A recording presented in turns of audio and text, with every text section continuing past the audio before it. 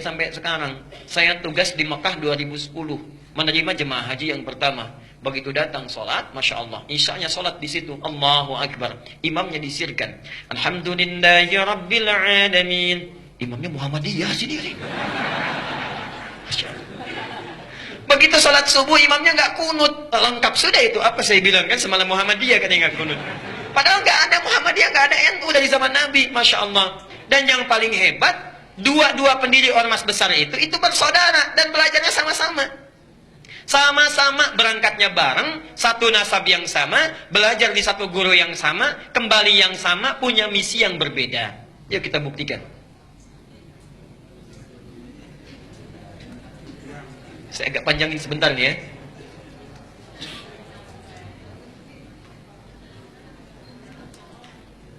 Satu, namanya Kiai Haji Muhammad Hashim Al-Ash'ari. Muhammad Hashim Al-Ash'ari. Kemudian nanti mendirikan Nahdlatul Ulama tanggal 31 Januari tahun 1926. Kedua, siapa namanya? Kiai Haji Ahmad Dahlan. Sebetulnya bukan nama asli, nama aslinya Muhammad Darwish. Muhammad Darwish. Cuma nanti saat pergi ke Mekah, keduanya ini oleh gurunya Muhammad Darwish diganti nama menjadi Ahmad Dahlan.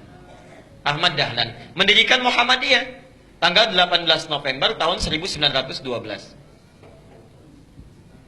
Nah, pertama, dua-duanya ini bersaudara. Bersaudara. Ketemu nasabnya di saudara jauhnya. Muhammad Hashim Al-Ash'ari bin Abdul Wahid.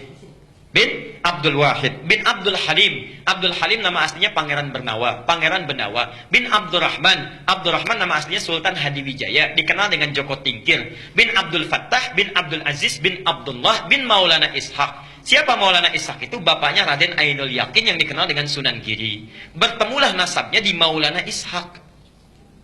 Maulana Ishaq. Nanti kita jelaskan siapa Maulana Ishaq ini. Kiai Haji Ahmad Dahlan, ini nasabnya nyambung ke sini Maulana Ishaq. Kiai Haji Ahmad Dahlan bin Kiai Haji Abu Bakar, bin Kiai Haji Ilyas, bin Kiai Sulaiman, bin Kiai Murtada, bin Demang Jurang Juru Kapindo, bin Demang Jurang Juru Sapisan, bin Kiai Gerbek, bin Maulana Ishaq. Maulana Ishaq. Bertemu di sini. Ya. Siapa Maulana Ishaq ini? Adalah satu dari dua anaknya Syekh Ahmad Jumadil Kubra yang membawa Islam, asalnya dari Mesir, datang dengan 8 orang temannya atas perintah dari kekhilafahan Turki supaya datang ke Nusantara memberikan nilai-nilai Islam. Namanya Ahmad Jumadil Kubra. Punya 2 orang anak, satu Maulana Ishaq, yang kedua Syarif Abdullah. Syarif Abdullah. Maulana Ishaq ini nanti yang akan melahirkan 2 keturunan ini. Syarif Abdullah ini tinggalnya di Mesir, tidak ikut ke Nusantara. Tapi nanti pada tahun sekitaran awal abad ke-15 akan bertemu dengan seorang perempuan luar biasa yang sudah masuk Islam, anaknya Prabu Siliwangi. Prabu Siliwangi itu siapa? Nama aslinya Pamenah Rasa. Pamenah Rasa punya kekuasaan yang luar biasa, luas ya. Kalau dari Cirebon batas Jawa Tengah sampai dengan ke ujung wilayah Banten, ibu kotanya di Bogor. Dulu namanya Pamenah Rasa. Pamenah Rasa ini dulu inspeksi datang ke wilayah Subang pada masa itu sampai dengan ke Karawang. Di Karawang itulah bertemu dengan seorang perempuan yang bersih luar biasa, cantik, taat, sedang baca Quran. Muridnya Syekh Hasanuddin. Syekh Hasanuddin itu karena dulu menimba ilmu Qurannya di Mekah, dikenal dengan Ummul Qura, maka disebut dengan Syekh Qura. Syekh Qura. Siapa perempuan ini? Namanya Nyai Subang Larang. Nyai Subang Larang. Jatuh cinta dengan Nyai Subang Larang, menikahlah dengan beliau ini. Setelah menikah, pada tahun 1423, memiliki keturunan pertama laki-laki, diberi nama dengan Walang Sungsang. Walang Sungsang. 1426 punya anak yang kedua, perempuan, diberi nama Nyai Rara Santang. Rara Santang. 1427 lahir anak yang ketiga, diberi nama dengan Raja Sengara. Raja Sengara. Nah, kakak ini, 2 kakaknya, Walang Sungsang dengan Rara Santang, kemudian muncul satu masa ingin berhaji. Datanglah ke kota Mekah. Ya. Kemudian mereka datang ke Mekah setelah menunaikan ibadah haji, berganti nama. Ini Walang Sungsang menjadi Ki Abdullah Iman. Kan yang ini ya, Abdullah Iman namanya. Gelarnya Ki Samadullah. Gelarnya Ki Samadullah, Kiai Samadullah. Samadullah. Ini Rara Santang berganti nama menjadi Syarifah Mudaim. Syarifah Mudaim. Saat akan pulang di jalan bertemu dengan Syarif Abdullah. Syarif Abdullah langsung meminang Syarifah Mudaim untuk dijadikan istrinya. Menikahlah kedua orang ini, lantas berangkat ke Mesir. Di Mesir kemudian mereka menyatu, bersama-sama berumah tangga, melahirkan seorang anak namanya Syarif Hidayatullah.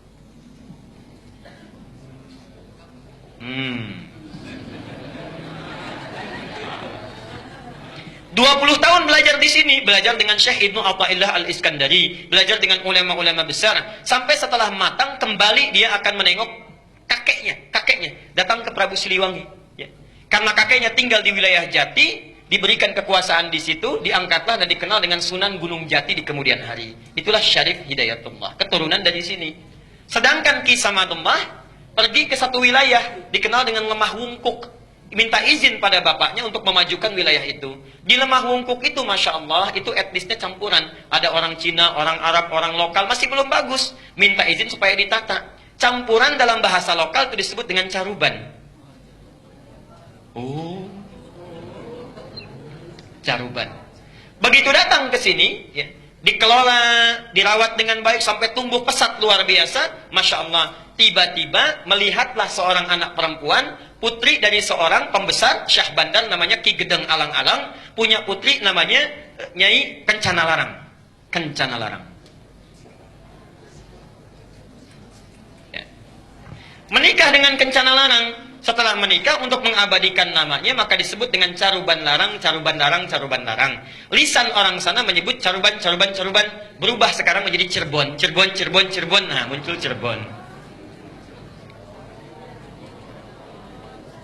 Ibunya Nyai Subang Larang sudah lama berumah tangga, ingin menengok. Di perjalanan lewat di satu daerah, ajalnya tiba, meninggallah di situ.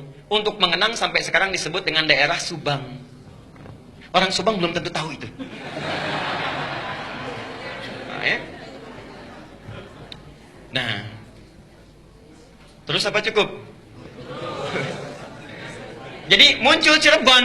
Nah, karena Cirebon sudah maju, maka kemudian diangkatlah, diberi gelar oleh Prabu Siliwangi, diberi gelar namanya Mangkubumi. Ya, Mangkubumi. Ini pertama gelar ini. Mangkubumi itu artinya khalifah fil ard. Al-Baqarah ayat ke-30. Wa idh qala rabbuka lil malaikati inni ja'ilun fil ardi khalifah. Fil ardi itu bumi. Khalifah, mangku, yang merawat, memangku bumi. Jadi gelar mangku bumi itu sama dengan khalifah. Jadi salah total kalau mengganti gelar khalifah menjadi mangku bumi. Sami mawon.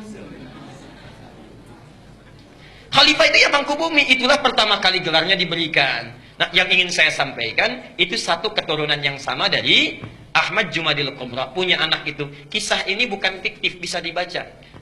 Yang paling bagus, judulnya Api Sejarah.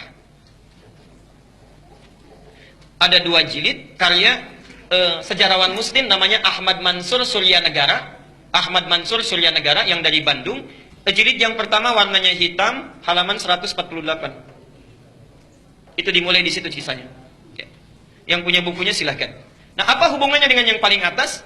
Kiai Haji Ahmad Dahlan, Kiai Haji Muhammad Hashim Asy'ari, itu berangkatnya bareng, satu keturunan, berangkat bareng. Di Mekah itu berguru pada seorang ulama besar, alim luar biasa dari Minangkabau, namanya Syekh Ahmad Khatib Al-Minangkabawi. Syekh Ahmad Khatib Al-Minangkabawi. Ada juga yang menyebutkan riwayat dari Sambas, Syekh Ahmad Khatib As-Sambasi. Belajar dari situ, setelah selesai, dua-duanya punya keunikan. Kiai Haji Ahmad Dahlan itu senang sekali praktek. Ya, tidak terlalu banyak teoritis. Langsung praktek. Begitu pulang ke Nusantara, langsung mempraktekkan ajaran-ajarannya, membuat persyarikatan, kemudian persyarikatan Muhammadiyah. Muhammad itu nama Nabi, Yah itu nisbah, mengikuti. Jadi ingin memperbaiki keadaan seperti sesuai dengan Nabi.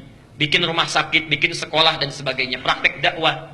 Kiai Haji Hashim Asy'ari, Muhammad Hashim Al-Asy'ari, Masya Allah, beliau itu senang nulis kitab. Beda dengan Ahmad Dahlan. Menulis kitab sampai ada 19 karya beliau dihimpun di satu kitab besar. 19 kitab. Dari mulai pertama adab dalam menuntut ilmu, kedua risalah Ahlussunnah wal Jamaah, ada kitab An-Nurul Mubin fi Mahabbati Sayyidil Mursalin, sampai 19 kitab. Masya Allah. Jadi akan menyeimbangkan saudaranya praktek, yang satu memberikan teorinya. Itu asalnya. Dan kalau Anda baca buku aslinya, kitabnya, Masya Allah, itu sama persis, gak ada bedanya. Gak ada bedanya. Aliran-aliran menyimpang yang di tanah Jawa disebutkan sama sekali. Misal, Risalah Ahlussunnah wal Jamaah buka halaman ke-9.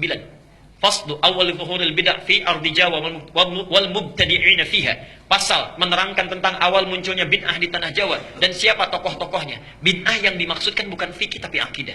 Tapi akidah. Halaman ke-10 paragraf yang kedua, baris 1 sampai dengan baris yang keempat. Silahkan lihat. Wa minhum rafidhiyuna. Di antara aliran bid'ah itu adalah Syiah Rafidah.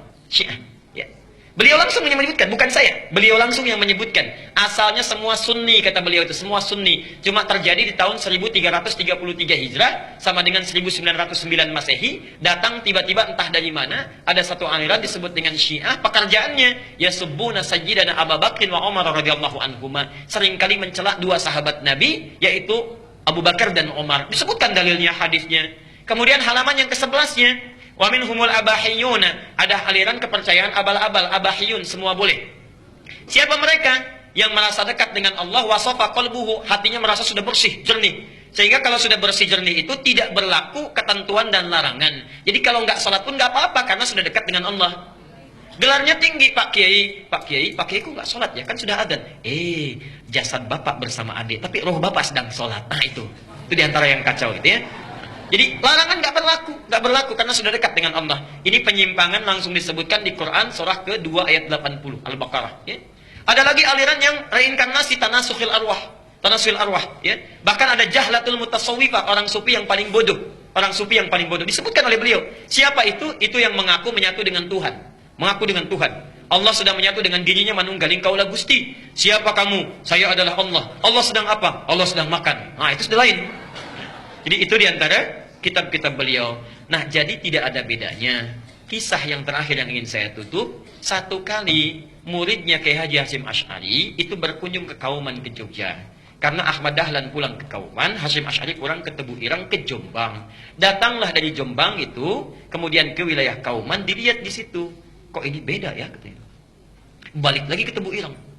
Syekh katanya, itu ada aliran di Kauman yang menyimpang. Bagaimana caranya? Begini.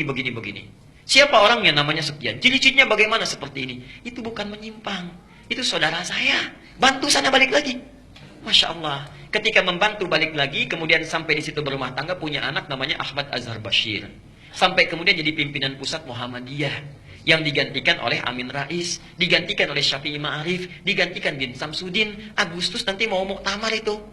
Ya, mau diganti lagi karena sudah 2 periode. Saya baca itu.